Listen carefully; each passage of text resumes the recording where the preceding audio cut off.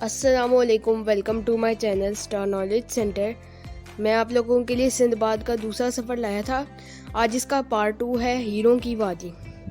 اب کیا ہو سکتا تھا، میں مایوسی کے عالم میں واپس آیا۔ سورج ڈھل رہا تھا، وہی جزیرہ جو چند گھنٹے پہلے مجھے بڑا خوشنما معلوم ہوا اب کاٹنے کو دوڑ رہا تھا۔ مجھے معلوم نہ تھا کہ اب میرا کیا بنے گا۔ تھوڑی دیر میں یوں ہی بیٹھا رہا، پھر ایک بلند درخت پر چڑھ کر جزیرے کا جائزہ لیا۔ جزیرے کے درمیان میں ایک صاف میدان تھا اور یہاں ایک مسجد کا گنبد نظر آ رہا تھا۔ میں نے درخت سے اتر کر اپنا سامان سمیٹا، خوراک کے تھیلے کو کمر سے باندھا اور گنبد کی طرف چل پڑا۔ مجھے بار بار اس بات پر حیرانی ہو رہی تھی کہ یہ جزیرہ بے آباد کیوں ہے، اس پر کوئی انسان اب تک کیوں نہیں نظر آیا۔ بہرحال میں ایک میدان میں پہنچا۔ میدان کے درمیان میں 50-60 گز لمبا اور اونچا ایک بہت بڑا سفید پتھر تھا، جسے مسجد کا گنبد سمجھ رہا تھا۔ وہ یہی سفید پتھر تھا۔ میں اس کے چاروں طرف گھوما، پھر اس پر چڑھنے کی کوشش کی، لیکن میں کامیاب نہ ہو سکا۔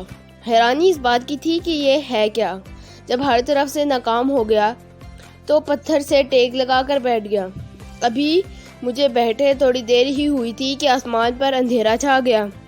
میں نے اوپر کی طرف دیکھا تو میری نگاہیں خوف زدہ ہو کر واپس پلٹ آئیں۔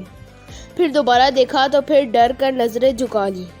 آسمان پر پہاڑوں جتنی بڑی ایک چیل پھڑ پھڑا رہی تھی، اور اس کے اس طرح پھڑ پھڑانے سے فضا میں بھونچال آ گیا تھا۔ میں نے بعض ملاحوں سے ایک بہت بڑے پرندے کے بارے میں سنا تھا جسے رخ کہتے ہیں۔ یہ پرندہ ویران علاقوں میں رہتا ہے اور اتنا بڑا ہوتا ہے کہ انسان سوچ بھی نہیں سکتا۔ میں ان سب باتوں کو گپ سمجھتا تھا، لیکن اب دیکھا کہ اس وقت فضا میں ایک ایسے ہی قد و قامت پرندہ اڑ رہا ہے۔ میرے دل نے گواہی دی کہ یہی رخ پرندہ ہے، کیونکہ اس کے پروں کی وجہ سے سورج کی روشنی جزیرے پر آنے سے رک گئی تھی۔ جلد ہی وہ پرندہ فضا میں تیرتا ہوا اس پتھر کی طرف بڑھنے لگا جس کے ساتھ میں ٹیک لگائے بیٹھا تھا۔ تب میں سمجھا کہ جسے میں سفید پتھر سمجھ رہا ہوں وہ دراصل رخ کا انڈا ہے۔ پرندہ اوپر آ کر اپنے آپ کو اس حالت میں لے آیا جیسے وہ انڈے پر بیٹھنا چاہتا ہو۔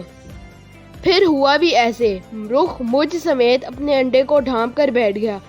پرندہ اس طرح بیٹھا تھا کہ اس کا چنگل میرے سامنے تھا۔ رخ کے پنجے کو پنجے کے بجائے چنگل کہنا زیادہ مناسب ہے، کیونکہ یہ چنگل بھی برگد کے درخت کے تنے کے برابر موٹا تھا۔ مجھے اس دوران ایک بات سوجھی، وہ یہ کہ اگر میں رخ کے چنگل کے ساتھ اپنے آپ کو باندھ لوں تو صبح جب یہ یہاں سے اڑے گا تو مجھے بھی یہاں سے دور لے جائے گا۔ سچی بات یہ ہے کہ میرا دل اس جزیرے پر بہت گھبرا رہا تھا۔ یہاں نہ آدم تھا نہ آدم زاد۔ میں نے فوراً اس منصوبے کو عملی جامہ پہنایا اور اپنی پگڑی کھول کر خود کو چنگل کے ساتھ مضبوطی سے باندھ لیا۔